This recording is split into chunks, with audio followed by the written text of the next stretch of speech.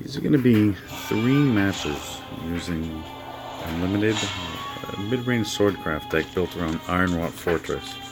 All 3 of these are going to be against Haven. I didn't plan. That's just sort of how it worked out. However, I did want to post all 3 of them because it's 3 pretty different builds of Haven. And it just shows, I guess, the versatility of the Ironwrought Fortress deck. You see here, I was able to get 1 Fortress opening hand. And I mulliganed down hoping to get some lower cost followers. I didn't get them, but it'll still work out. At least I have a turn 2 Fortress and at least a turn 3 Juliet. Start getting some extra value out of it. However, I couldn't push the damage through because this particular build, which I haven't really seen before, so I don't know if this is entering the meta, but it had several ward followers. I obey the Lord's will. However, if I would have been only an aggro sword build without Fortress, this would have been a lot more difficult. Your evil deeds end now. You're done for. Now, of course, him getting the priest, I was getting a lot of value out of it. Forgive me. Simply easily clears my board. Money makes the world go round. Lovely day for I mean, a it's fight. not a whole lot, but at least get the Omen here. Get value from her by getting the loot cards. Mortal or deity, I'll have them all. I've said my last prayer. At least the thinking is I got two 3/1/2s, but he's going to easily deal with everything again by getting a second priest. You lousy cheat! Leave me with a bit of a mission, but I'm the apostle here. I do get just the right loot card that I sort of hoped for. To finally at least some value on my end by clearing out both of his priests. I obey the Lord's will. You've gotta see me dance!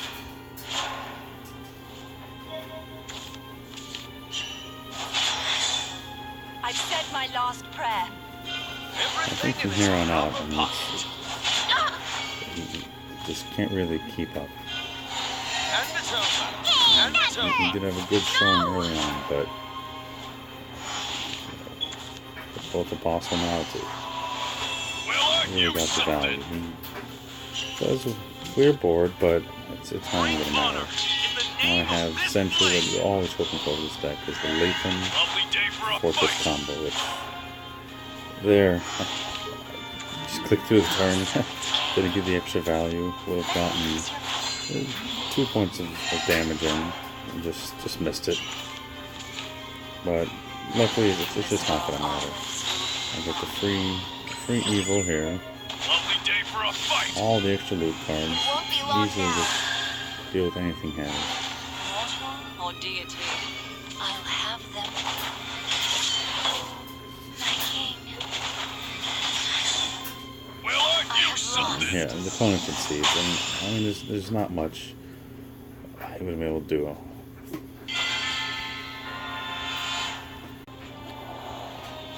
Here's the second match. Again, this is against a Havencraft build, but this one instead is the Holy Mage City of Gold build. Again, this is a pretty good opener. It's sort of everything I would want, so I keep all 3 cards. Because anytime I can get extra value of having Mars with Ironwrought Fortress, I definitely try to keep that. And of course, potentially getting the extra 2 commanders through the Lancer.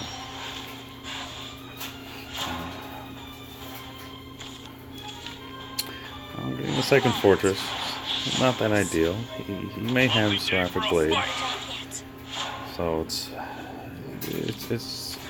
not the end of the world, but if he doesn't, then it's just a wasted card. And he gets the mage early, which is definitely not ideal. Because one way to easily lose with this deck, at least against the Holy Mage City gold build, is clogging my board with the low power followers. And honestly, if the opponent would have just allowed me to do that, he probably could have just won with Holy Mage. Depending what else is in his hand, but there's obviously not a whole lot I can do any turn, even just evoing twice that I have. If all I have is out the Mars and an additional just one power follower. But he's at least allowing me to play more cards. And here I get the value from Mars, so it's an easy trade. And the Dragon Knights, I go for Lancelot. Instead of evoing Lancelot, I prefer to evo the Lancer. Just so I have 2-3 power followers on the board. So again, if I do clog my board and board lock myself, unfortunately, I can at least push through with decent damage every turn. So here he's drawing. Probably looking for removal. He gets a single piece of it. And gets a pretty unlucky hit. So here, instead of attacking face directly, which I mean, I would have had to have used a lot to get rid of his card. He took out my lamp, so here, obviously, I wouldn't have preferred to get the rush loot card. However, I may do, and instead of attacking the other way around, I decided to attack face, get in some damage, because of course his deck has very easy removal. So if I would have attacked the other way around, it would have been essentially, I would have had a better follower out, but as you see here, the follower just died, and he would have still been at 13 life total. So I'm glad I attacked the way I did. He's pushing some damage. Didn't evo, which is good, because I can easily clean up his 2 followers with this Apostle.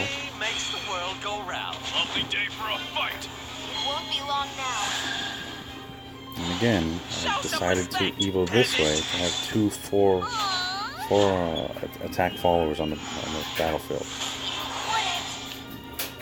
Again, in the event that I would clog, I still would get damage. And there, he does a pretty weak removal just to get rid of the 1 follower.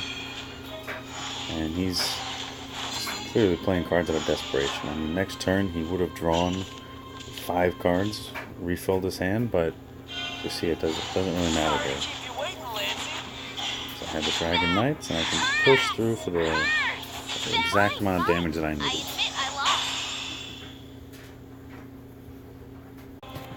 Here's the third match against another Havencraft deck. The first match was a really unique build, haven't seen that.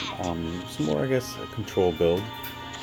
However, this last one is against a Tenko build. So at least 2 out of 3 matches were at least opposing decks that were semi-high in the tier quality of their deck. So in this, again, not the best opener by getting the second fortress. However, it will prove to be pretty valuable. As you see, this opponent has an early Seraphic Blade, so I get no value out of that. But at least it was a 1-for-1 trade, which is fine. And again, unlike the last match, having the extra one in hand the entire match was useless. Here, I had the second, but of all times the opponent had the second blade in hand. So, instead I'm forced to just use this as essentially what the core of the deck is anyway, just a mid-craft, a mid-range swordcraft deck.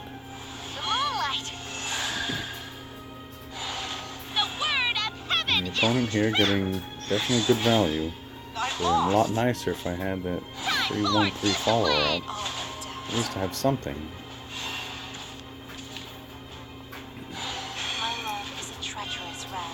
Again, those dropped in the wrong order. It would have been nice to have the Mars first to get the buff on Juliet. And of course, I didn't really want to trade. I figured they were already at 13 health, so pushing the extra 4 damage, I felt to making them play defensively would have been better. But they draw a kill. And they get a pretty good attack on their end. You know, it's definitely a good trade for them. They pushed through with the 2 damage from Kel and cleared my board. But luckily it's turn 6, so I do get Apostle. Side buff on him and take out the Kel. So still not in that good of a spot. Opponent has 5 cards remaining in hand with active De La Fill.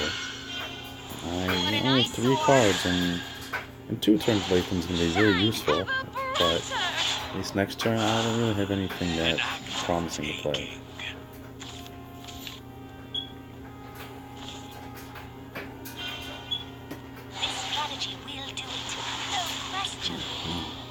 Play Celia, I didn't really have much better option. I decide to go with a Heavy Knight, knowing that it's going to be a trade. I was wow, there's no reason in going to Celia. At least leaving with the 1-1 and the 2-4. And here comes the Tenko. Right on time after playing his De La Fill, so he's already starting to get good value, but at least get the second part of the combo in this deck, which will be excellent for Tenko, just giving followers every turn to ping and preserving some life total. He has Decree, but it doesn't matter as much. He'll get some damage in this turn, but from here on out, it was very nice to have the Juliet at least, and draw the 3rd Fortress, luckily. Already almost gone through half the deck, so getting 3 in the top 14 cards is pretty lucky on my end, but again, I would say the opponent had a bit of luck getting the 2 Seraphic Blades opening hand. I mean, second De La Fill would normally be a lot harder to deal with. Obviously, if I didn't already establish the combo of Latham and Fortress. Get the free Evo off of the Omen. It's going to be nice, but she'll end with her enhance. She's more than big enough to take on the De La Fill.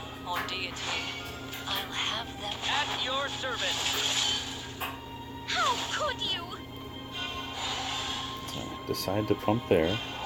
Get a little bit of life back. Didn't felt any need to buff the Omen again. In case they did have removal, at least spread out the health out. 100 prayers and 100 punches. Tenko going to do some work, but pretty lucky hits on my end.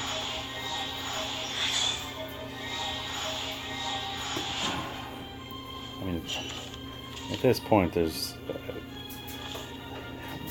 not a tremendous amount that he'll be able to do. I'm getting 3 followers down this turn. I could have attacked first to get the 1-1, but either way, still going to get all the 3 followers I need. There's more where that came from. And again here, not much he could do. I mean, even if he played something with Ward, and I still have the second Dragon Knights, I could easily just have the 4/4 Lancelot out. If I played the Vayne as well and gotten enough followers out to simply take out the Ward follower and go to face. Gain plenty of life, but again, that's what I decided to do, and of course it's all over. We get more than enough damage. And there you go. There's three different examples of this deck in action. It shows the power that it has as the with or without the Fortress as the mid-range build.